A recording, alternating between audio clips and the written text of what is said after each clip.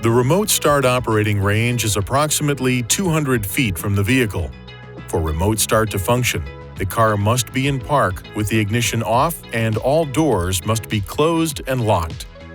The remote start function must also be enabled in the vehicle settings on the lower touchscreen display. To verify that the setting is enabled, press the menu button on the control panel.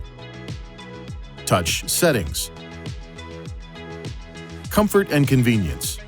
Then, Remote Engine Start to enable and disable the feature.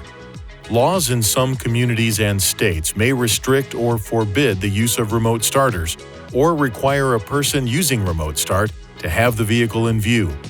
Check local regulations for any requirements. To start the vehicle remotely, press the lock button on the key fob. Then, within 5 seconds, press and hold the engine start button for at least 2 seconds. The engine will start, the parking lights will turn on, and the automatic heater and air conditioning system will begin heating or cooling the vehicle depending on the outside temperature, the in-car temperature, and the last user mode.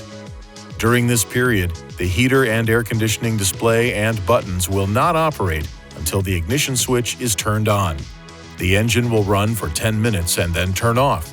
To extend the time for one additional 10-minute period, press the lock button on the key fob, then press and hold the engine start button for at least 2 seconds. Run time will be calculated as follows.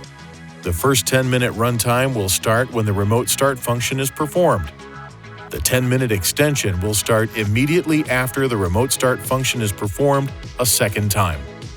For example, if the engine has been running for 5 minutes and you extend the remote engine start, the engine will run for a total of 15 minutes. Press the engine start button on the key fob at any time until the parking lights turn off to cancel the remote engine start. After 2 remote starts, the ignition switch must be cycled from on to off before the remote start can be used again. Please see your owner's manual for important safety information, system limitations, and additional operating and feature information.